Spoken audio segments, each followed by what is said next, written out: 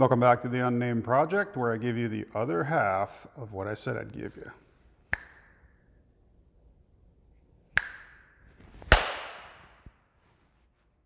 Here it is.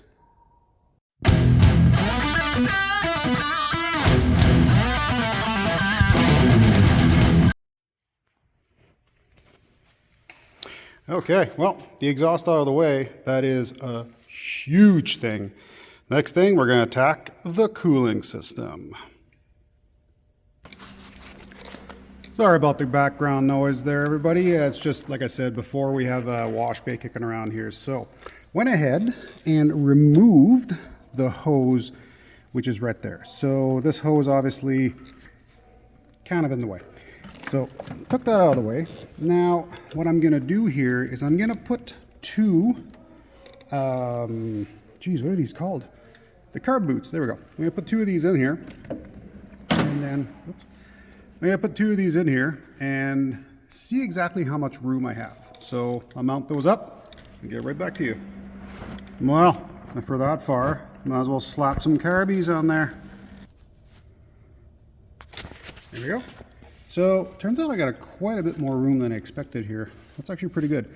But, still going to have to move that hose though. So, the hose itself, I can't really pass underneath. There's not quite enough room. So, the way these carbs are designed, they're linked in the middle.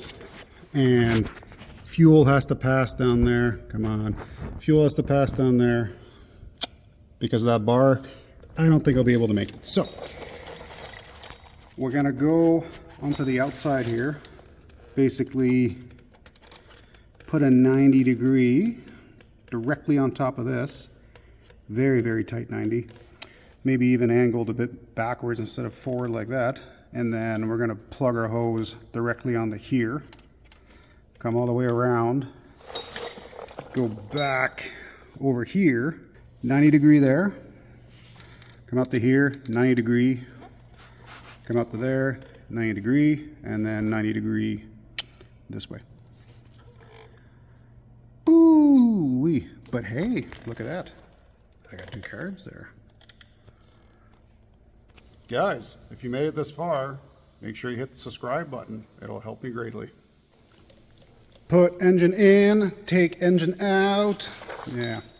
So that's where we are right now.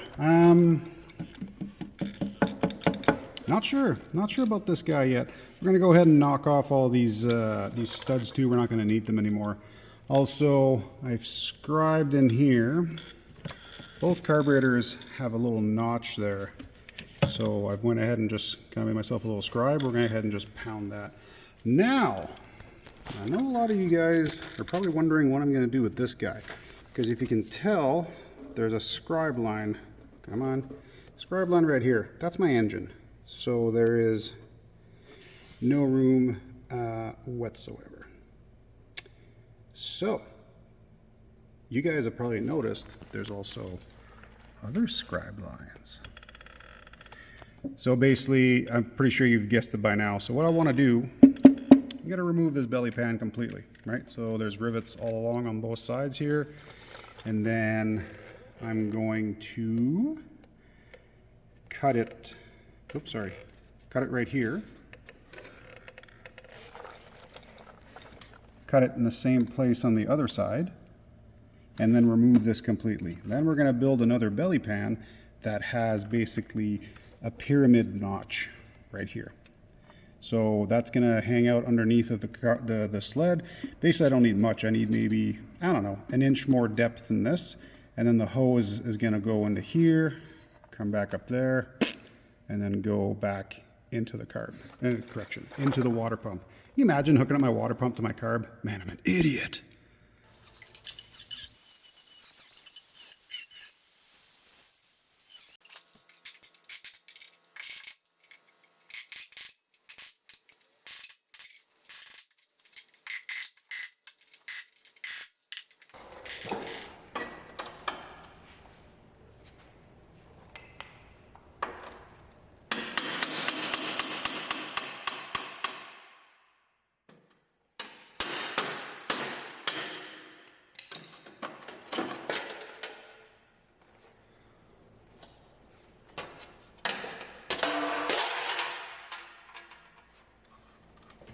Well, I done did it again.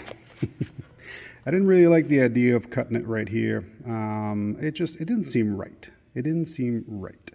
So now what I have is I got the entire belly pan, and it'll be good because it'll allow me to cut my shape basically. So I'm going to go ahead and cut that piece in there after I straighten it out a little bit, because this piece obviously I had issues.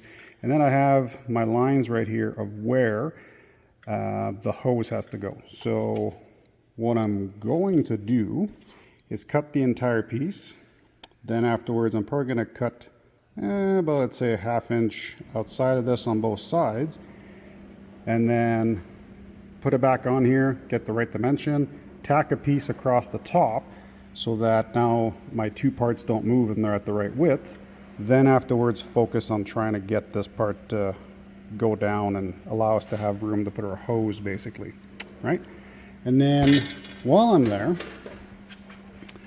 I don't like this part. I don't like this at all. Like, you look at the other side, there's support, there's plenty of support.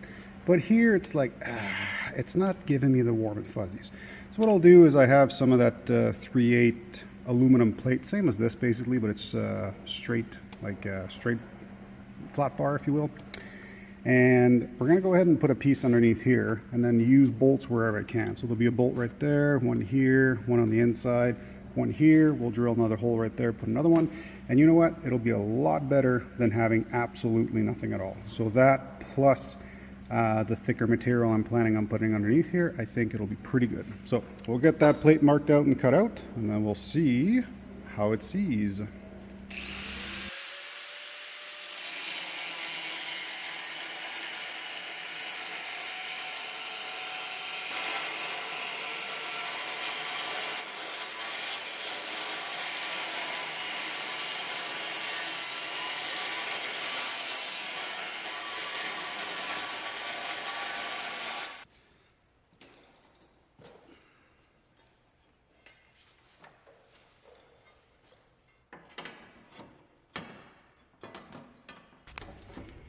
Another bit of a little trick for you guys. So this is the aluminum piece I want to put underneath to basically give us more clearance under a belly pan, right?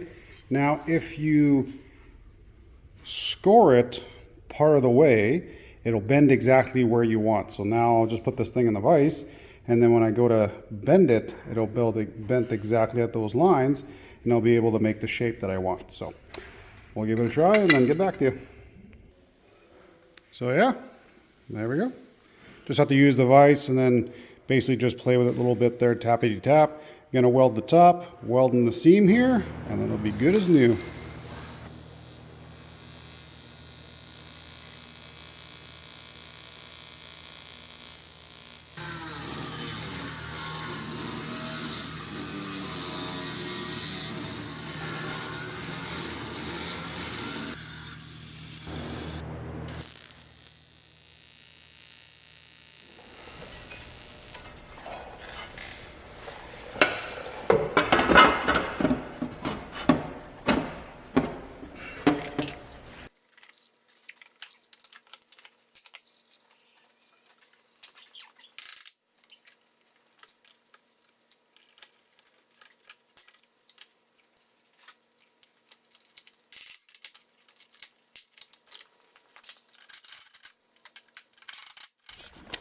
Holy, there has been a 3-hour time gap on my end. You guys are literally traveling through space and time. Okay, so we got the plate in. This is our diamond plate there. You guys can see under and I can't. And we have our trough, if you will, that's in there now. And the whole point of this is that this line is gonna kink down, go through here underneath the engine, come back up, and then go to our water pump. So I took the opportunity at the same time to kind of straighten up the frame a little bit. There was some parts that had moved because there was no support here. That's all back in place right now. Just a couple little rivets to hold it in place. Been messing around a little bit with trying to get the hoses to fit in. End up having to do a little bit of an angle there just to help me out on the rad. And then pass it underneath and everything. One thing I forgot to measure though was the thickness of the plate that we added under the engine. So what we're gonna do, I went and marked out an area, right? And then what we're going to do is we're going to cut that out and then feather it or bevel it or whatever you want to do, right? And then the whole point of that basically is just around those corners, it'll give me a little bit more room. That's all. I apologize about the background noise here, but yeah, in a nutshell, that's what's up. So you can kind of tell the hose takes this path here. So we have plenty of room underneath, and then it'll squish a little bit. Not the end of the world. That's what the trough is there for, right? So we have about, I'll say 1/2 inch from the bottom of this to the bottom of the pan. And then we have our trough is another 3/4 inch. So 1.25 inches.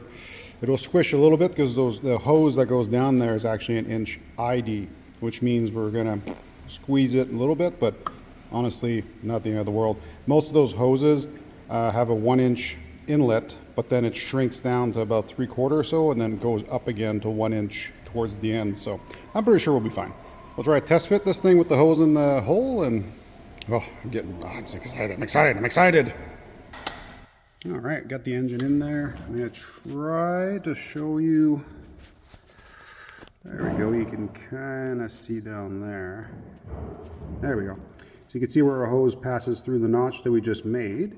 And then afterwards, the front one has exactly the same deal. Really hard to go see in there, but it passes through the notch and comes out right in between our 2 water pumps. So I have a special T that I made like this for the water necks, and when I'm planning to, it's not cleaned up yet, it's so gross. What I'm planning to do basically is to turn both the water necks towards each other, and then afterwards put this guy in the middle with a few clamps.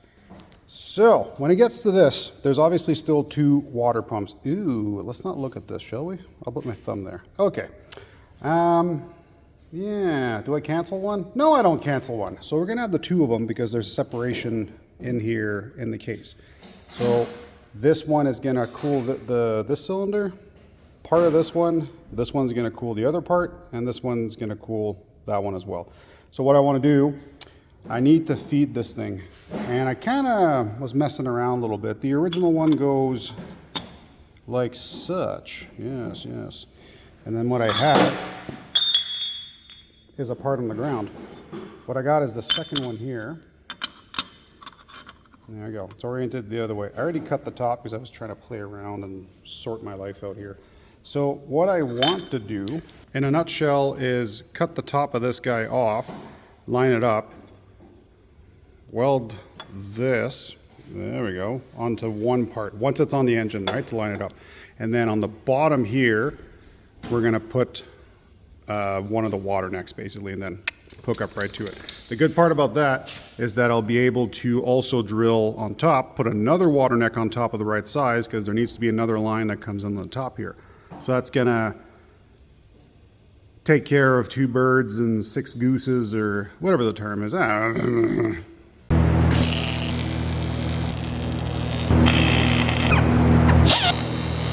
Holy, was that ever hard, and I'm seeing a pinhole right now. Awesome.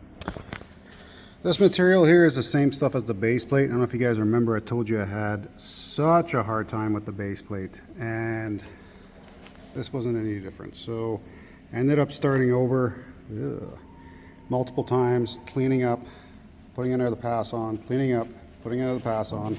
Terrible. So I put one of these little pieces of pipe there. So our hose is going to come out from there and then right into here, right? It already has a bit of a natural kind of bend to it. You know what though, I'm looking at this, I might modify it and just bend it forward. It'll probably help me. Actually, not probably, I will. I'll just cut this about, 90% of the way, fold it down, fill this back up, and then it'll be perfect afterwards. I'd rather do it more than once and have it right than do it once and just kind of get by. So this will be good. This I gotta refix or just drill out and fill a little pinhole. That'll be okay. Everything else down here so far has been leak tested and it seems to hold. So I'm like, all right, I'm not gonna argue with that one. The only thing I have left to do is I gotta put another little port up here. I might just drill and tap this one though, because there's basically I'm not quite sure where it's gonna be, but the thermostat probably be around here somewhere. And then the line is going to have to go underneath everything and then come to the side here. And I'll get it to connect into here, I think. Well, I done did it to you again. Once again, ran out of time for this one. So I could go until completion and finish whatever I'm working on, but the problem with that is that you guys wouldn't get the videos kind of consistently. You'd get them a few days off all the time. I much rather give you guys basically kind of a sum up of where I am type thing, so you know basically what the progress is, than be a few days late and then you kind of, well, where is this guy? What's going on? I'm there for you guys. Remember, I am building this for you guys. I'm gonna take it for a couple rides. Unfortunately, I have a neck injury, so I can't be super aggressive on these things, but I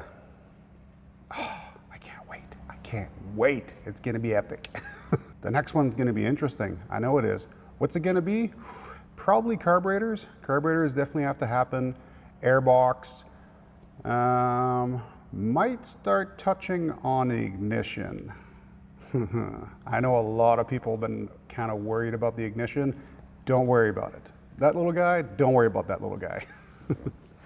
Anyways, in a nutshell, really hope you guys enjoyed this. Love making the content for you guys. Absolutely love it. So hope you guys leave a little comment.